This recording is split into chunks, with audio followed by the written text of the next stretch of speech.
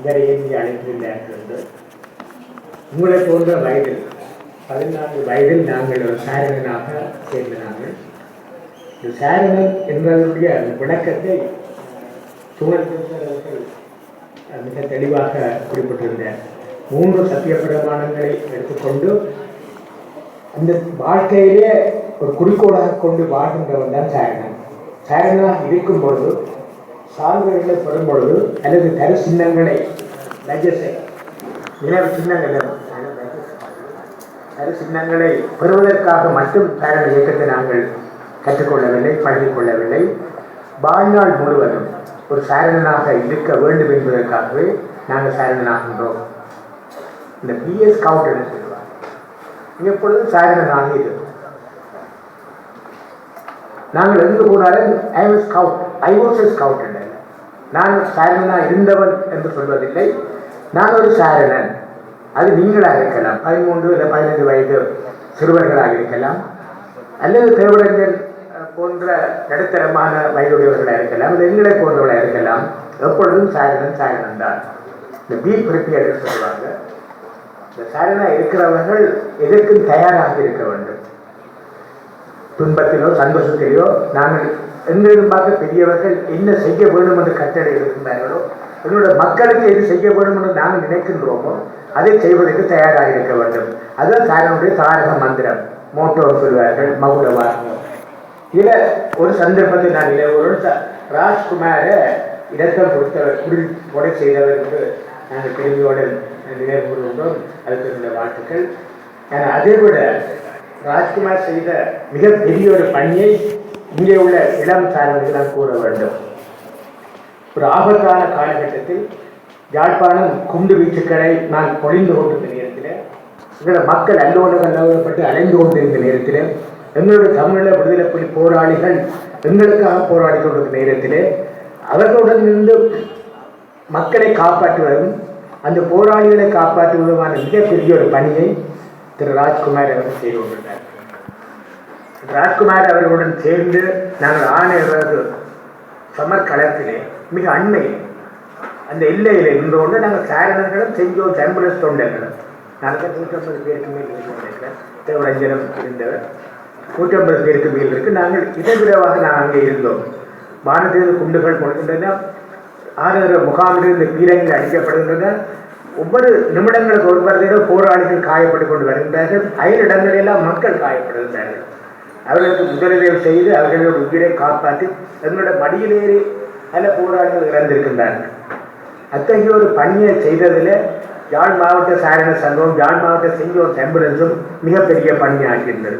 அதன் பின்னர் தேசிய தலைவர் அவர்கள் என்னை சந்திக்கும் பொழுது குறிப்பிட்ட அந்த வாசகத்தை நான் மறக்க முடியாது. அந்த நேரம் நீங்கள் ஒரு அதிபராக இருந்தோண்டு இவ்வளவு பெருந்தொகையான மாணவர்களையும் இளைஞர்களையும் அங்கு அழைத்து வந்து எங்களுடைய போராளிகளுக்கு செய்த உதவியை நாங்கள் மறக்கிறார்கள். இது நாங்கள் ஒரு விடுதலை புலிகளுக்கு செய்கிற உதவியாக நாங்கள் பார்க்கவில்லை. ஒரு சாரணனாக இருந்தோடு நாங்கள் என்ன செய்ய வேண்டும், அச்சத்தை தவிர்த்து துணிந்து நாங்கள் செயல்பட வேண்டும் என்பதற்கு ஒரு உதாரணமாகத்தான் அந்த நினைவு இருந்தது. அது ராஜ்குமார் அவர்கள் இன்றும் நினைவில் வைத்திருப்பார். அதைத்தான் கனடாவில் கூட எனக்கு சொன்னார். அந்த 90-92 கால பகுதியில் நீங்களும் நாங்களும் சேர்ந்து ஆற்றிய பணியை வேறு எவர் வந்த காலத்தில் செய்திருக்க முடியாது. அது அத்தகைய ஒரு உயர்ந்த நோக்கத்தோடு செயல்படுகின்ற ஒரு சாரண இயக்கம் யாழ் மாவட்டத்தில் மிக உன்னதமான நிலையில் இருந்தது.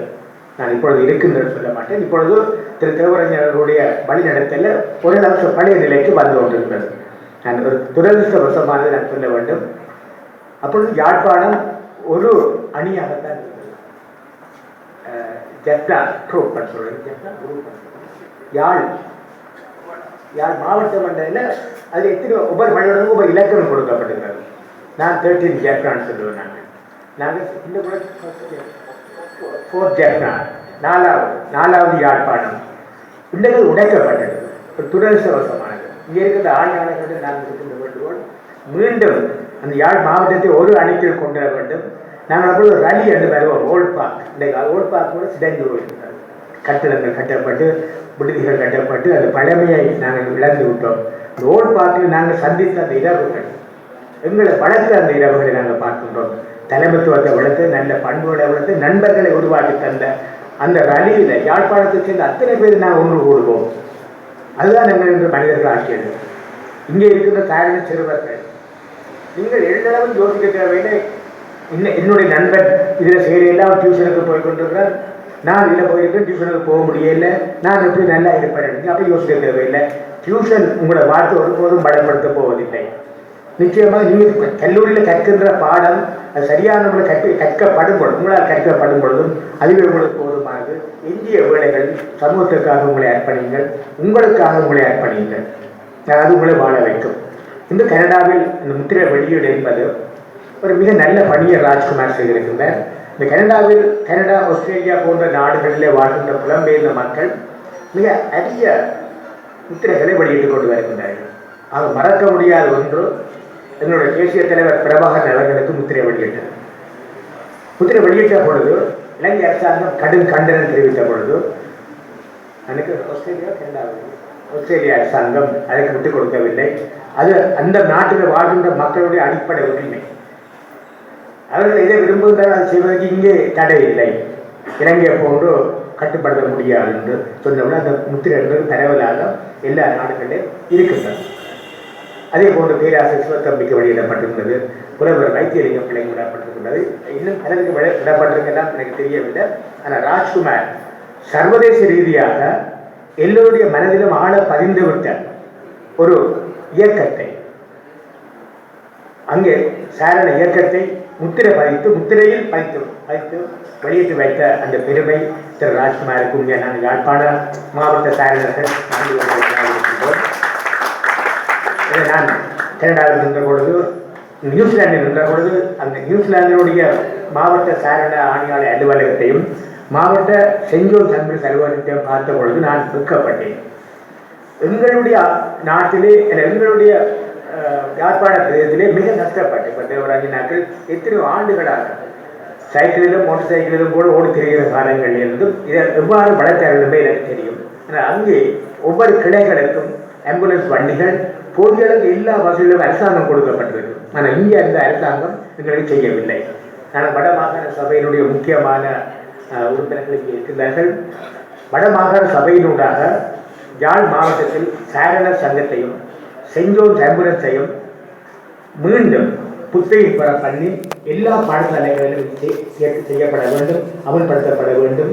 அவர்களுக்கான முன்னுரிமைகள் கொடுக்கப்பட வேண்டும் என்ற ஒரு சட்டத்தை தயவு உருவாக்கி இந்த நிகழ்வில் சாரண ஆணையாளர் தலைவராக இருந்தவர் நான் இருக்கின்ற வேண்டுகோள், இந்த சாரண இயக்கத்தை நாங்கள் பாடசாலைகளில் முழுமையாக அமல்படுத்த வேண்டும்.